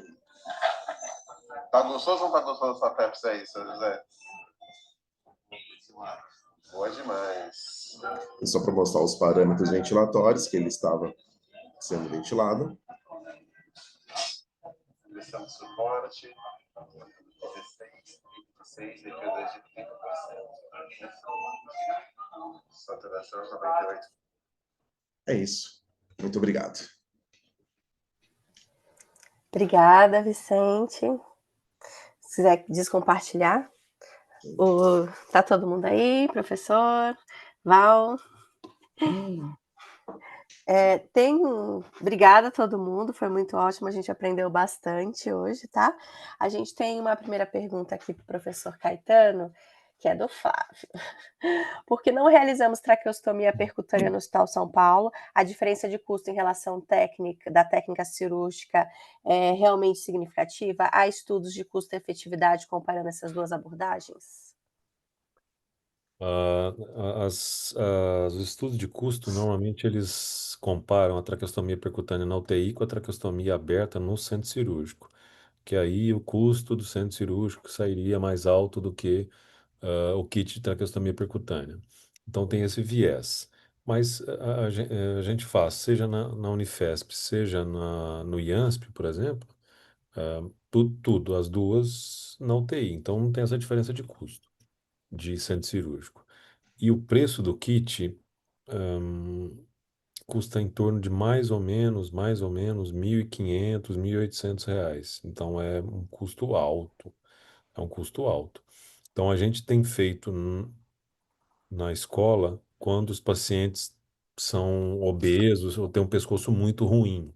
Aí a gente tem feito a traqueopercutânea, que a gente consegue uma doação ou outra, a gente faz alguma manobra e consegue fazer.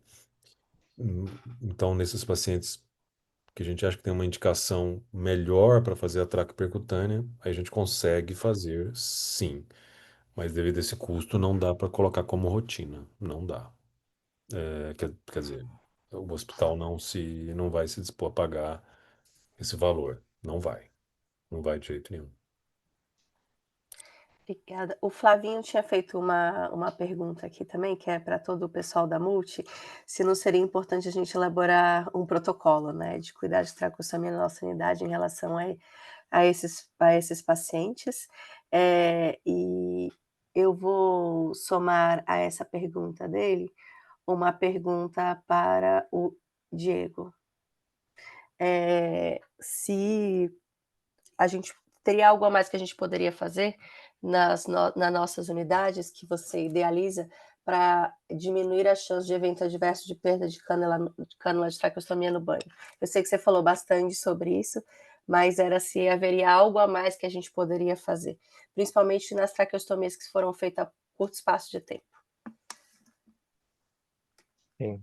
E- Eu, eu vejo assim, eu acho que são muitas coisas, né? Eu acho que talvez eu possa falar um pouco assim, tipo, tão básico, né? Mas eu acho que tudo vai da educação, né? Começa de lá. Então, é, eu vejo que hoje os treinamentos que a gente tem na UTI, eu acho que de uma forma geral do Hospital São Paulo, os treinamentos com as equipes é muito voltado em educação continuada, né? Então, você vem com um curso e meio que não joga, mas você coloca aquele curso, ó, é esse o curso, sabe? A partir de hoje é esse protocolo que vai ser abordado. E não de uma forma permanente que tem que ter a educação, sabe? Não é realmente você ver o sentido, as falhas da equipe, o que precisa ser melhorado, ou partir do pessoal, falar assim, olha, em relação a esse cuidado, quando você está com esse paciente grave, com a PIP alta, esse paciente com com altas doses de drogas vasoativas, qual sua percepção em relação a esse cuidado? Ou qual sua maior dificuldade? Mas eu vejo que é meio que vem um treinamento externo e é imposto, é isso, sabe? Então, eu acho que os treinamentos hoje na equipe, né? Principalmente na equipe de enfermagem que realmente vai fazer, né, dar esse banho no seu paciente crítico, ela precisa partir em relação voltado nas peculiaridades das necessidades da equipe, sabe? Então, a partir das necessidades da equipe é que a gente vai trabalhar nisso. É, eu acho que é assim que a gente pode trabalhar de uma forma efetiva em relação ao cuidado do banho. E é isso, né? E é partir também, por exemplo. Não é porque o paciente às vezes está sem droga, ou, sei lá, é um paciente mesmo sem droga, enfim, não tem muitas comorbidades, que o enfermeiro não tem que ficar atento em relação àquele banho, né? Então, dentro das nossas atribuições, é supervisionar o cuidado. Então, antes do banho, né, é necessário que você realmente avalie aquele paciente, faça o checklist baseado no que aquele paciente necessita, né? Então, não é fazer o checklist de forma distante, né? Mas realmente se atentar e realmente fazer o que é de fato para você fazer, né? Talvez possa, quando eu falei no começo que pode parecer assim algo tão básico, mas é você exercer sua profissão com alegria realmente, no sentido de você realmente fazer o que é de fato para você fazer. Hoje a gente meio que está num contexto onde realmente muitas pessoas não gostariam de estar ali, ou as pessoas não sabem o que estão fazendo ali. Então, se você realmente está ali cuidando daquele paciente crítico, faça o que deve ser feito para o bem dele, né? Nos melhores cuidados que tem que ser, obedeça aquele protocolo, né? Siga restritamente o que está sendo feito ali.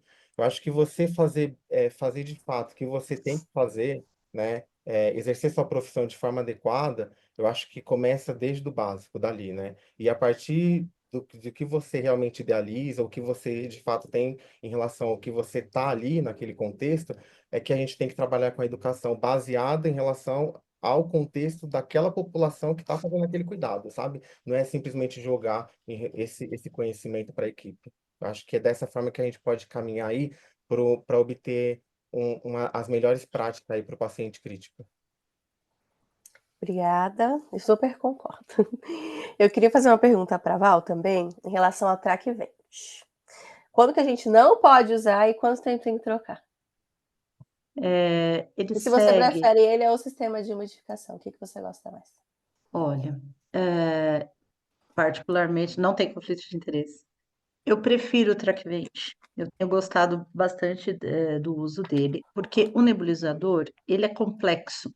Ele envolve você adaptar a traqueia que sai da rede de gases e vai até a máscara de tráqueo, né? E aí você tem que abastecer com água, isso sistematicamente, tem que sempre deixar no nível, liga a rede de gás, vai ser ou com ar comprimido ou com oxigênio, vê se essa névoa chega lá na máscara, E você tem que, de tempos em tempos, observar. Então, para ele funcionar, e outra coisa, se ele funcionar bem, se tiver tudo adequado, ele vai ofertar um ar frio na traqueia do paciente.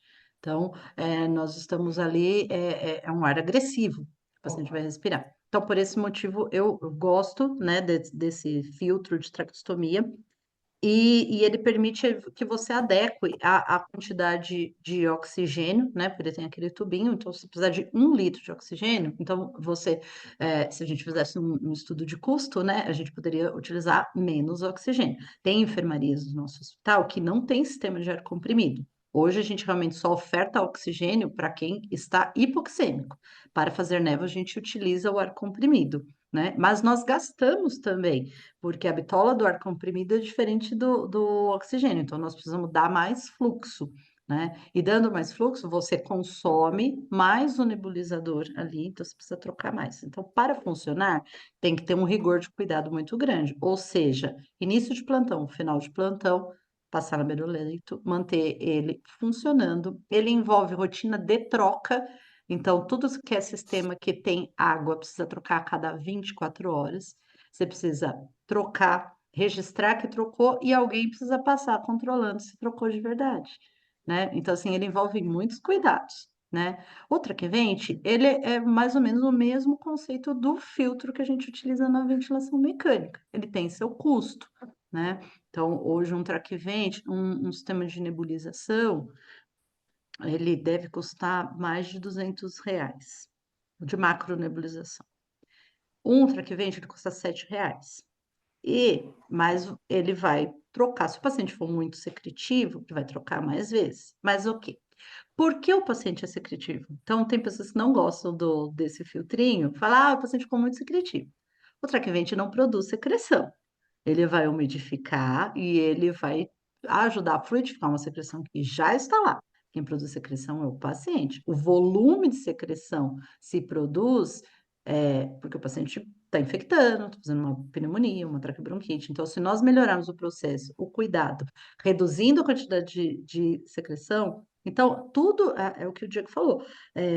Boas práticas em tudo. Desde a lavagem de mão, do cuidado com a aspiração, cuidado com o estômago, cuidado com a cânula, né? A higienização. Não é só aspirar, como o Diego falou, é o cuidado com o curativo, absorver essa secreção que fica em volta, né? Há sistemas, há instituições que não usam nebulizador.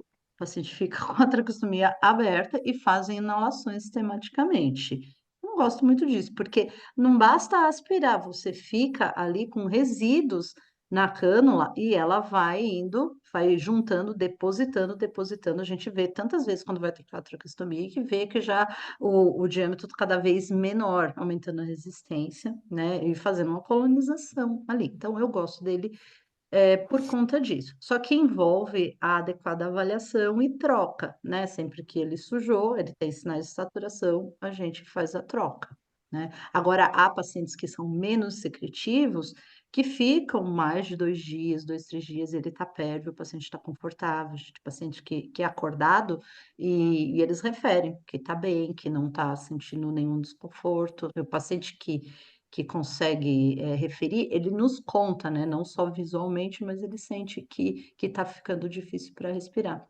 Então, tem sido uma boa opção. Por um tempo, o hospital comprou, atualmente não compra, a gente tem utilizado com um esquema de doação.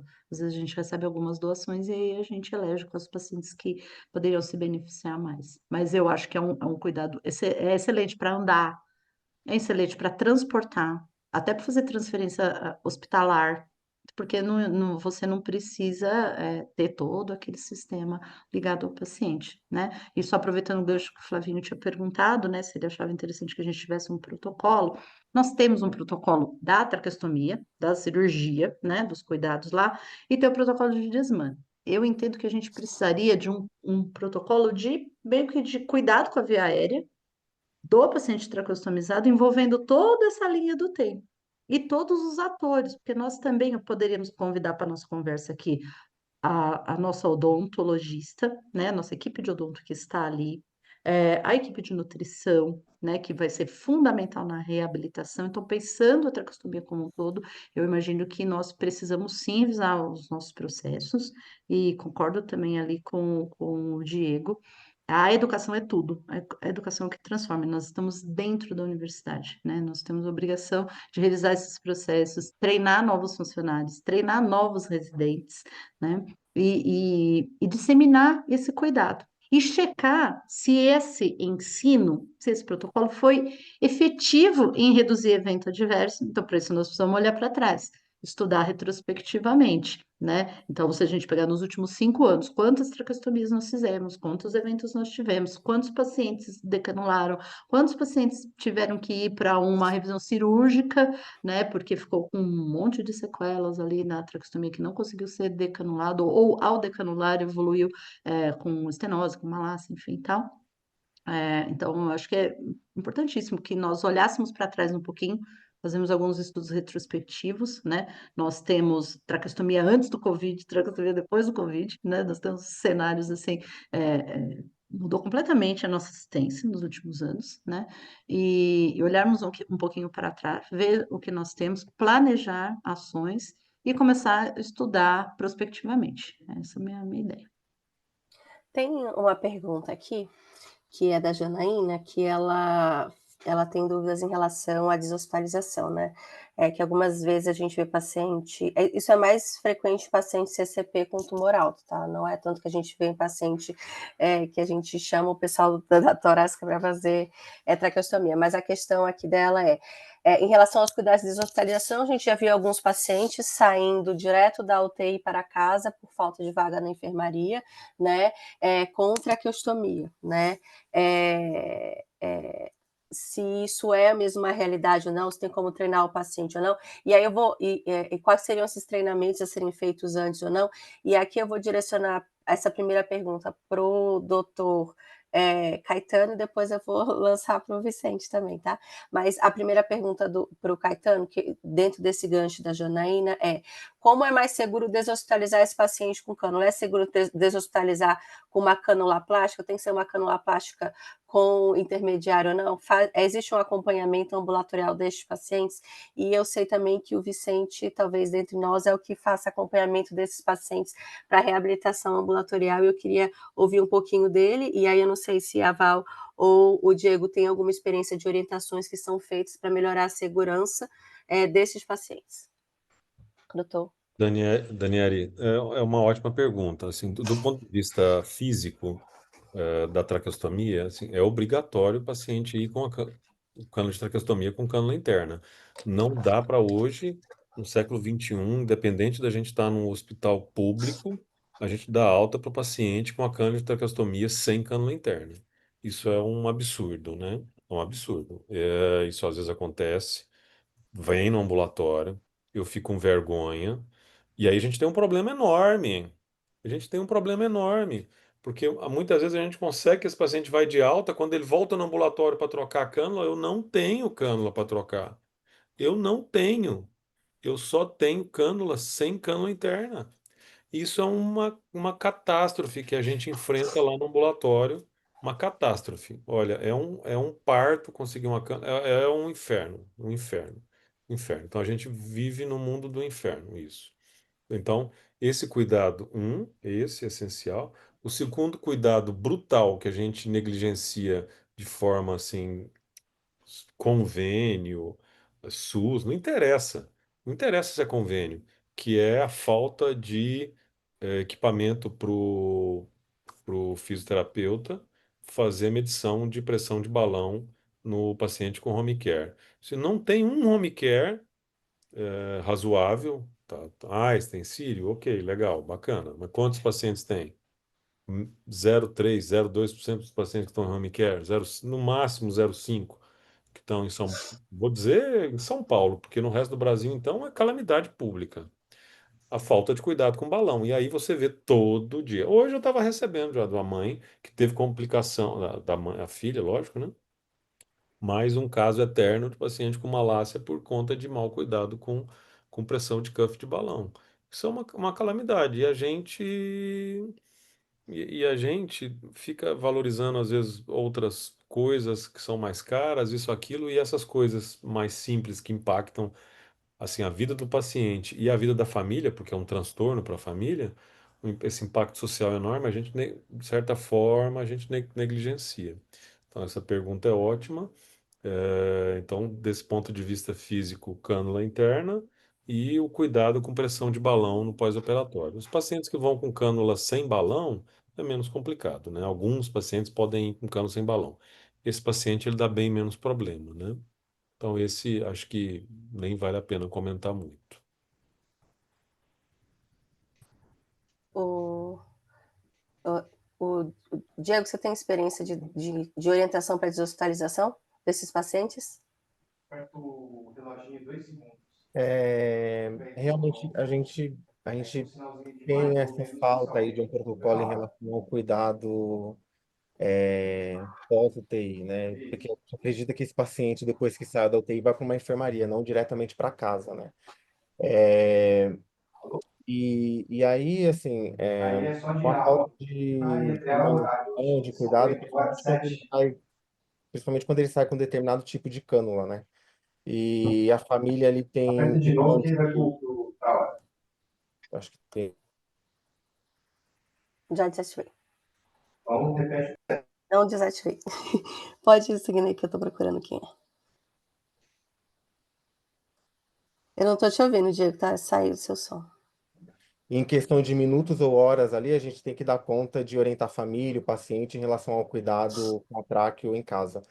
É muito triste a gente ver isso, né? Mas a gente geralmente isso acaba acontecendo por diversos fatores, por conta do contexto hospitalar que a gente está vivenciando, né? Ou já vivenciou, mas enfim, mas assim, o ideal é que isso não ocorra, né? E quando ocorre, eu sempre direciono a família para ela procurar. Geralmente ela sai ali com, com uma alta, né, em relação ao cuidado pós para algum ambulatório da torácica, mas às vezes esse tempo pode prolongar e às vezes o cuidado imediato ela não consiga. Eu sempre peço para ela procurar o serviço da atenção primária, né, é uma UBS, e dentro do serviço da atenção primária, eles vão alocar ela para um serviço de atenção domiciliar, que vai ocorrer essa visita médica, essa visita de um enfermeiro, muitas vezes até mesmo o físio e o fono, que vão avaliar esse paciente e vão ver as demandas, as principais necessidades dele. Talvez exija uma equipe domiciliar que talvez precisa de uma visita semanalmente ou talvez uma vez no mês. Muitas das vezes esse paciente pode sair com necessitar de um auxílio de um oxigênio, então é toda uma rede ali que geralmente o enfermeiro ele tem esse planejamento em relação aos pacientes que fazem uso de oxigênio, em relação aos pacientes que não fazem uso, mas o que é da minha prática, eu sempre tento auxiliar a família, é no sentido de realmente procurar uma UBS para que possa realmente direcionar esse nesse serviço terciário, né? Eu sei que serviço primário, eu sei que ele vai ter esse auxílio ali do ambulatório, mas às vezes até chegar com a consulta, esse manejo aí pode prolongar, então a gente sempre acaba orientando esse familiar a procurar uma UBS próximo da sua residência. E a gente faz essa ponte também com o nosso serviço social, né, que ajuda bastante nisso. Eu só queria ouvir, então, a parte um pouquinho do Vicente, e aí depois que o Vicente falar, a gente vai ter que encerrar, mas é mais assim, desse acompanhamento ambulatorial desses pacientes. E junto tem uma última pergunta para o Vicente, relacionado se foram apresentados para hoje diferentes técnicas cirúrgicas para fazer traqueostomia, se alguma dessas impacta em relação à disfagia, seria mais pela percepção mesmo do Vicente. Vicente, tá aí? E aí depois que ele falar, a gente finaliza, tá bom? Aqui. Bem, o acompanhamento ambulatorial que a gente faz na escola hoje são dois. A gente tem o nosso próprio ambulatório de reabilitação da deglutição e temos também participação no ambulatório em conjunto com a otorrino. A gente faz exames objetivos e onde nós recebemos mais os pacientes traqueostomizados. O acompanhamento ambulatorial, a gente observa muitas dificuldades e um desafio muito grande, principalmente quando tem um paciente traqueostomizado, disfágico e que sai com balonete insuflado. Então, as famílias têm muitas dificuldades na mensuração da pressão deste cuff, né? Porque muitos vão para casa, até não tem UBS, ou quando tem UBS não tem assistência da UBS. Então, muitas das vezes a gente passa boa parte do nosso atendimento ambulatorial refazendo todas as orientações de cuidado com essa traqueostomia. Muitos vão para casa, é até absurdo falar isso, mas é uma realidade. Muitos saem do hospital secretivos e não tem um aspirador. Muitos pacientes que acabam tendo uma força de tosse que consegue expectorar essa secreção, perfeito, ele está um pouco mais protegido. Mas muitos dos pacientes não têm essa capacidade de tosse e não tem um aspirador. Então, a gente se depara com muitas situações de agravamento do cuidado da saúde, principalmente dos pacientes disfágicos, que precisam de um cuff insuflado e que não consegue, dentro da rede assistencial do SUS, um suporte, seja da UBS, seja de um serviço do EMAD, que não é, nem todos são cobertos, né? E respondendo essa outra questão, em relação à técnica cirúrgica, acredito que o professor Rodrigo Caetano é melhor para poder falar sobre isso, mas na prática clínica, como eu disse, que a disfagia ela é multifatorial, né? Então, a técnica cirúrgica, as alterações que podem ocorrer pela traqueostomia e desencadear uma disfagia, a única coisa que eu posso comentar, que se eu tenho um estômago muito alargado, que às vezes acontece, isso atrapalha e faz com que a reabilitação seja um pouco mais demorada, mais tardia, para que a gente alcance um resultado mais efetivo. E outra coisa que às vezes traz um pouco de impacto na deglutição, que geralmente a tráquea é feita no segundo ou terceiro anel traqueal. Quando a gente se depara com algumas traqueostomias que foi preciso ser feita no primeiro anel traqueal, eu tenho uma ancoragem maior da elevação laríngea, logo eu posso ter um agravamento maior da disfagia e uma dificuldade maior de reabilitação. Mas técnica cirúrgica, acho que o professor é melhor para poder falar.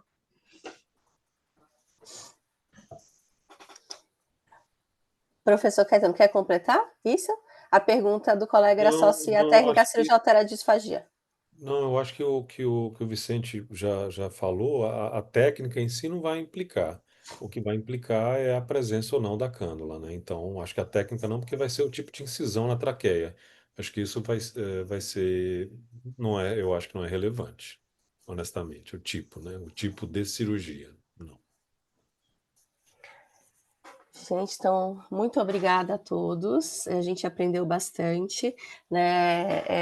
E eu tenho certeza absoluta que, como o Diego mesmo falou na fala dele, a gente vai conseguir tratar muito melhor dos nossos pacientes daqui para frente, né? E a gente está aqui por eles. Então, muito obrigada aos que ainda estão aqui com a gente. E essas aulas, elas ficam disponíveis no nosso YouTube, tá bom? Obrigada para todo mundo. Boa Tchau, noite, gente. pessoal. Muito obrigada. Boa noite. Muito Ah, obrigada obrigado, mesmo. obrigado a todos. Foi um prazer. Boa noite. Obrigado, Daniele. Val, um abraço.